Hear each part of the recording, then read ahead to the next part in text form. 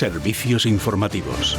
¿Quién nos lo iba a decir, verdad? Si por algo se ha caracterizado siempre el Partido Socialista, ha sido por su manejo de la agenda magistral, por su capacidad inmensa para manejar esos temas de conversación pública, de dirigir los estados y el clima de opinión de los españoles.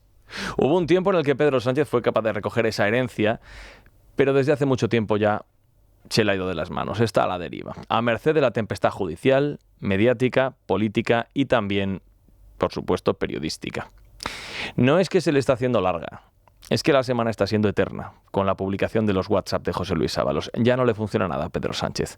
La única estrategia de defensa del gobierno fue manifestar que había que investigar las filtraciones insinuando, diciendo, que podrían venir de la Guardia Civil, de la investigación del Supremo.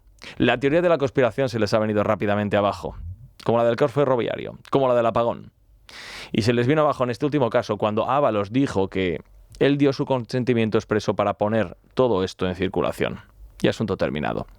Porque lo que sí que no le funcionó fue este encomiable pero vano intento de explicarnos a todos que ahí, en los WhatsApp, no había absolutamente nada noticioso, que no era importante, pues carecía de relevancia alguna y que no tenían ningún tipo de extensión penal o judicial.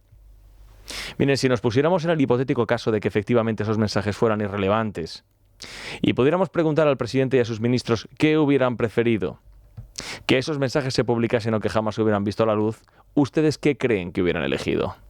Por supuesto que no se publicasen, porque lo que reflejan, de momento, no es ninguna actividad delictiva, no, es una conducta, es una manera de entender las relaciones personales y de partido de un presidente del gobierno que está en horas bajas. Si los mensajes tienen o no relevancia, es algo que, lo puede juzgar, en su derecho está el presidente del gobierno, sus ministros, el Partido Socialista, claro que sí. Pero esto es algo que deberían decidir los españoles. Y esto es lo que no entienden muchas veces los dirigentes públicos, que el periodismo es contar eso que alguien no quiere que se sepa.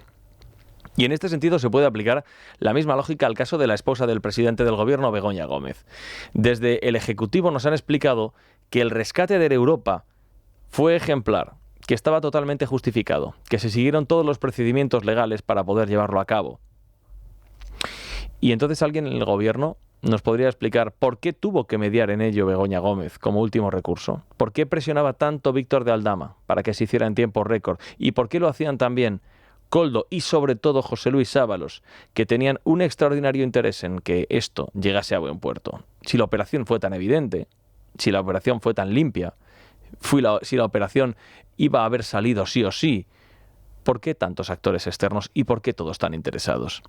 Bueno, puede ser que tal vez resulte interesante la información que hoy aporta en este sentido el Español. Aportan un audio en el que la exnovia de Víctor de Aldama, Leonor González Pano, detalla cómo Pepe Hidalgo entregó 500.000 euros a Koldo García Eizaguirre para pagar a Ábalos, cuando era ministro, por el rescate de Europa. 500.000 euros a cambio de la contraprestación de un rescate público de 475 millones de euros. La grabación en cuestión es esta. Que fueron a casa de Pepe y Pepe les tenía una bolsa con cerca de 500.000 a él y a Koldo. Y fue Víctor quien contó, o sea, no llegó a contar, sino abrió la bolsa, miró por encima y vio que más o menos había ese dinero y se lo llevaron. Y Ábalos estaba detrás de él. Y Ábalos estaba detrás de él. 500.000 euros en metálico, en una bolsa. Este sonido explica los nervios que tenían muchos porque este rescate finalmente se produjera lo antes posible y la búsqueda de intermediarios con mano en el gobierno por parte de los que estaban implicados en esta trama. Es decir, el exministro Ábalos, que supuestamente recibió esa bolsa con 500.000 euros, o Begoña Gómez, a quien Hidalgo llamó porque estaba desesperado porque el asunto no salía. El asunto era lograr salvar a la aerolínea de la quiebra. Y este es el problema del gobierno, que es que no es una lluvia fina, ni una gota malaya ni siquiera. No, es una catarata incesante. Hay días que es un auto judicial o una providencia, hay otros que es la apertura de juicio oral, hay otros días que lo que se cuenta o lo que contamos los medios es una testifical, cuando no una información periodística que es comprometedora.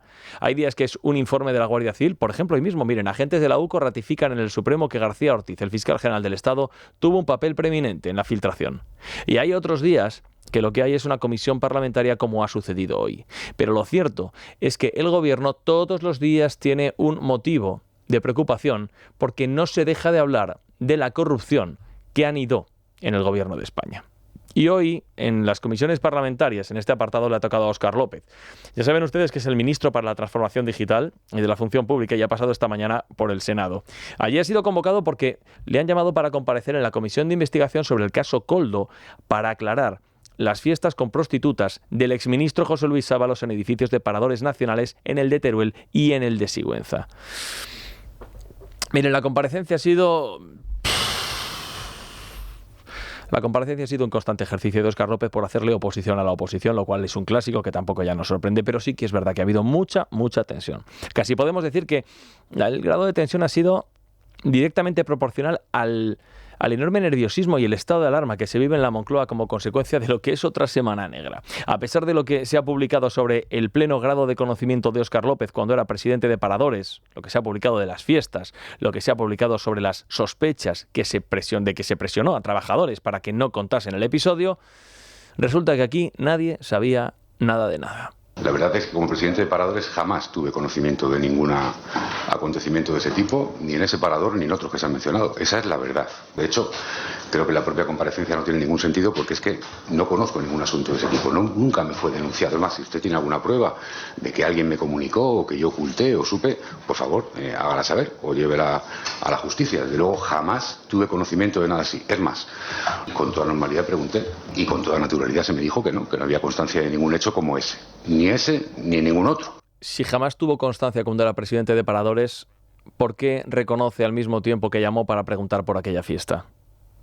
Este desconocimiento del ministro no parece muy creíble. Y aquí observamos lo que puede ser una contradicción, que seguramente para el gobierno no será nada. Luego le ha tocado preguntar a Alfonso Serrano, que es el secretario general del PP de Madrid, además de senador. Es decir, es el número 2 de Ayuso en el Partido Popular de Madrid. Y miren, aquí Óscar López ha visto el cielo abierto para pasar al ataque y sacar a pasear a un clásico, es la pareja de Isabel Díaz Ayuso. Paréntesis, miren, Alfonso Serrano fue fotografiado, es que tenemos que darles el contexto de lo que van a escuchar a continuación. Alfonso Serrano fue fotografiado en un bar con la pareja de Isabel Díaz Ayuso, con González Amador. Y cuando le preguntaron, oiga, ¿y usted que es el número 2 del PP en Madrid, qué pinta en un bar reunido con el novio de la presidenta madrileña, es decir, con el novio de su jefa? En plena investigación judicial sobre los problemas que tiene González Amador. Y entonces Alfonso Serrano lo que explicó es que estaban tomándose algo de comer y una Coca-Cola. Una Coca-Cola, como dice, yo hago con todo el mundo, me tomo Coca-Colas con todo el mundo.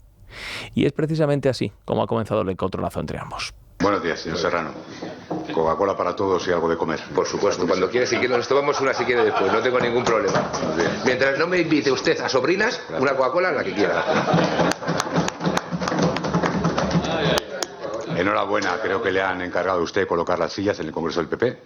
Lo llevo haciendo 20 años, me encanta colocar sillas. Lo sé.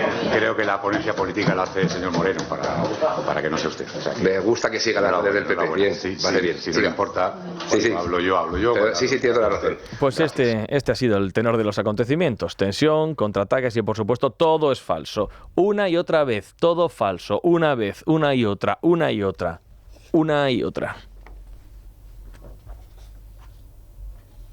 La verdad es que como presidente de Paradores jamás tuve conocimiento de ningún acontecimiento de ese tipo. Nunca he tenido conocimiento de un hecho como ese. Eso es falso. Es absolutamente falso. Nunca, jamás tuve conocimiento de ningún hecho como ese en ninguno de los 4 paradores que van ya. Todo es falso. Aquí le sucede a Óscar López lo mismo que a Pedro Sánchez con Begoña Gómez. Si lo sabía y lo oculta, malo, evidentemente. Ahora, si ocupando puestos de responsabilidad no tenía ni idea de lo que se movía bajo sus pies, la cosa es casi peor.